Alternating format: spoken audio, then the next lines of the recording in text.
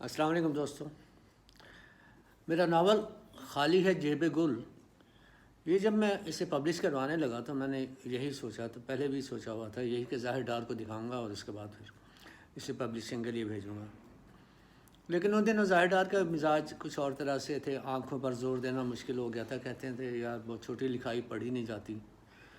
और बाकी ये है कि आप इसके साथ साथ फिक्शन अफसाने और नावल के अलावा आप ड्रामा भी लिखा करो, क्योंकि आपका डायलॉग मजबूत है। और दूसरा ये कि अब ज़्यादा जो है ना कैरेक्टर्स नावल में या किसी कहानी में, वो मेरा जी चाहता है कि एक किरदार हो, उसी की कहानी चले, आसान हो समझना, फ़ॉन्ट मोटा हो। इस तरह के मसाइल में वो ज़रा घिरे हुए थे। तो उन्होंने कहा कि भाई व्यास ज़फ़र, तुम ये एक जो है नावल मतलब इस तरह का लिखो जिसमें एक ही किरदार हो बुनियादी। तो मैंने उनके मशवरे सुन लिए, बांध दिए। तो ज़ाहिर है कि ये नावल कहानियाँ फरमाइशों पे नहीं लिखी जाती, मेरे में जैसा बंदा ख़ास तौर पे। लेकिन जब उन्होंने ये कहा कि पढ़ना मुश्किल हो गया, आंखों पर जोर देना, तो फिर मैंने डॉक्टर आगा सुहेल साहब से रिक्वेस्ट की कि इसे छपने से पहले देख लें और अपनी राय से मुझे नवाजें, ताकि मैं उससे पहले कुछ इसके बारे में जो मेरी समझ में आता है फिर उस तरह कर पाऊँगा। तो उन्होंने पढ़ लिया, बड़ी तवज्जो से पढ़ा, मेहरबानी उनकी। और उसके बाद उन्होंने जो मुझे राय लिख के दी, तो उसमें ये जुमले भी शामिल थे। मेरी नसर के बारे में लिखते हैं कि ये मौलाना मोहम्मद हुसैन आज़ाद और कृष्ण चंद्र के असालीब से मुख्तलिफ भी है और जदीद भी।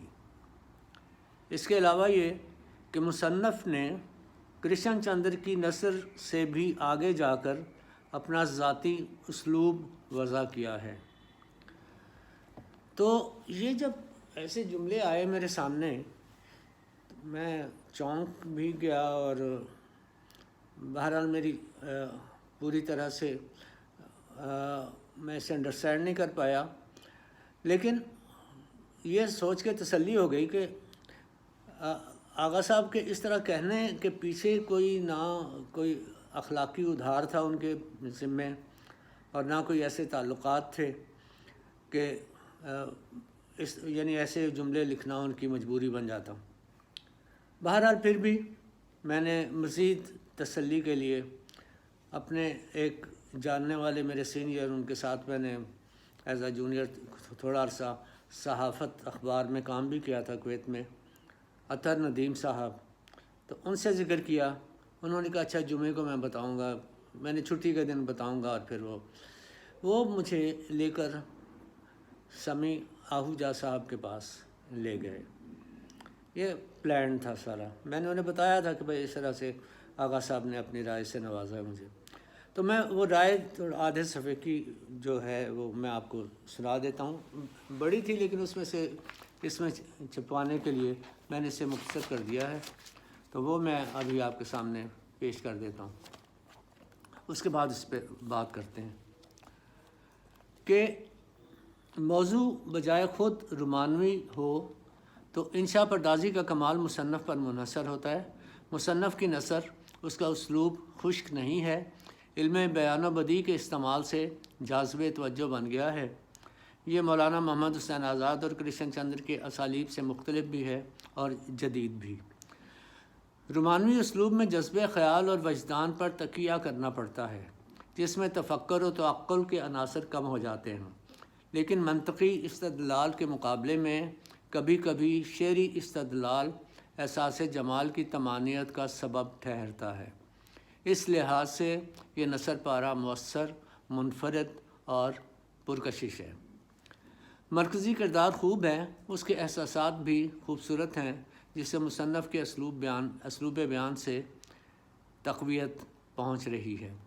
ये मरकज़ी किरदार जो है मैंने पहले डिफरेंट वीडियो में ये ज़िक्र किया था कि ये एक तरह का मॉडर्न बुद्धा है, और سچائی کی تلاش میں ہر سہولت ہر معاشرے میں ہونے کے باوجود وہ سچائی کی تلاش میں جنگلوں میں چلا جاتا ہے۔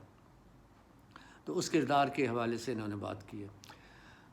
آگے لکھتے ہیں، انگریزی ادب کی نثر میں تھامس ڈی کوئنسی اور اردو ادب کی انشا پردازی میں محمد حسین آزاد نے استعارہ در استعارے کی طرح ڈالی تھی، جس کے سبب خوبصورت نثر وجود میں آئی تھی۔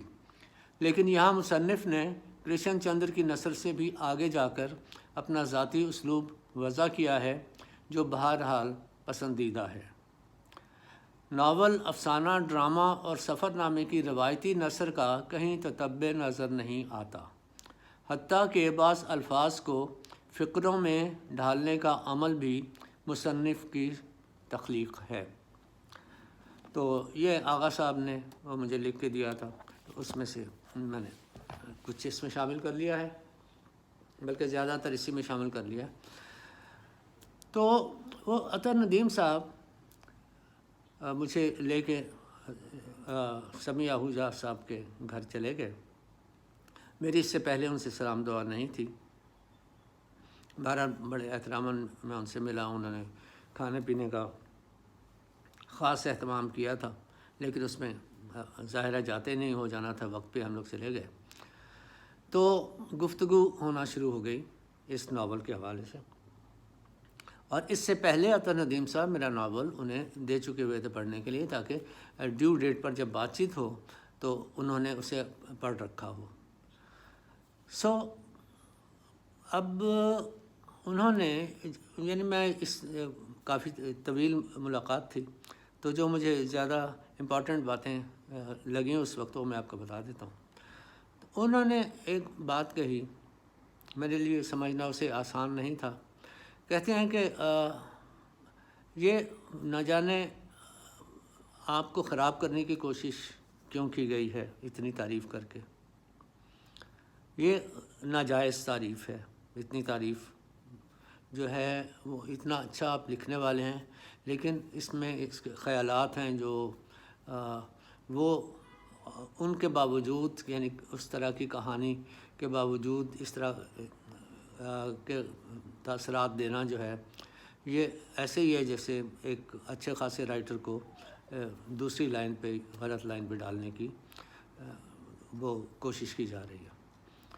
تو اینی ویز میں نے کہا کہ ٹھیک ہے سر، اور بتائیں کچھ۔ تو انہوں نے کہا کہ بھئی اس میں تاریخ نہیں ہے، اس میں زمانہ نہیں ہے۔ تو میں نے کہا زمانہ تو، کہتے ہیں ہاں وہ ٹھیک ہے، زمانہ ہو جاتا ہے مینیج، لیکن اس میں تاریخ نہیں ہے، اس میں کچھ ایسا نہیں لگتا کہ کوئی واقعات ہو رہے ہیں زمانے کے حوالے سے ایک تاریخی۔ میں نے کہا تو تاریخ امپورٹنٹ ہے؟ کہنے لگے ہاں تاریخ بہت امپورٹنٹ ہے۔ کہنے لگے کہ تاریخ جو ہے یہ ادب ہے، ادب کو ہم اس کے تاریخ کے بغیر، ہسٹری کے بغیر نہیں دیکھ سکتے۔ تو میں نے کہا ٹھیک ہے، تو ہسٹری جو ہے یہ امپورٹنٹ ہے، اوکے، لیکن ادب میں ہسٹری آ جانی چاہیے، I do agree with it. تو یہاں پہ میں نے کہانی کے حوالے سے اس میں اتنا زیادہ فوکس نہیں کیا کہ، تو کہتے ہیں نہیں تاریخ ہونا بہت ضروری ہے، کیونکہ ناول جو ہے یہ ادب جو ہے وہ تاریخ ہے، ناول خاص طور پہ تاریخ ہے۔ ایک کچھ ناولوں کا انہوں نے مثال بھی دی، ایگزامپل بھی دی۔ تو میں نے کہا کہ ناول تاریخ ہے، یہ میں سمجھ لوں، اس بات کو یوں سمجھ جاؤں کہ ناول تاریخ ہے۔ کہنے لگے ہاں بالکل ناول تاریخ ہے۔ میں نے کہا تو اس کو پھر ہمیں وائس ورثہ یہ بھی سمجھ لینا چاہیے کہ تاریخ ناول ہے، ناول تو فکشن ہے، اور فکشن آپ کہہ رہے ہیں کہ یا ناول فکشن یہ تاریخ ہے۔ تو جب یہ دونوں تاریخ ہیں تو پھر اس کا مطلب ہے تاریخ فکشن ہے۔ تو یہ بات میری سمجھ میں نہیں آتی اس طرح کلیئر ہو کے۔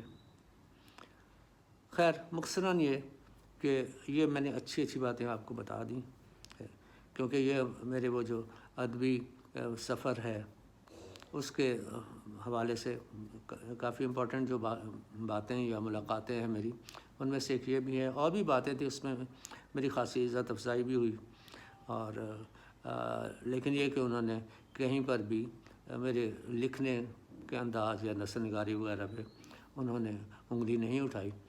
نظریات پہ زیادہ اور خاص طور پہ آغا صاحب کے بارے میں انہوں نے اچھا کہا کہ یہ رویہ نئے لکھنے والوں کے بارے میں ذرا محتاط ہونا چاہیے. تو میں نے کہا جہاں اچھی باتیں اپنے بارے میں کہی جاتی ہیں، اب بھی کہی ہیں کافی، تو اس کا تھوڑا سا اس کے اپوزٹ جو پوائنٹ آف ویو ہے وہ بھی آپ کے ساتھ شیئر کر لوں. تھینک یو ویری مچ. اور باتیں باقی بھی اس طرح کی ہوں گی جو مخالف میرے یاد آتی ہیں، جو مجھے امپورٹنٹ ہوئیں، وہ بھی انشاءاللہ شیئر کروں گا. Thank you very much again.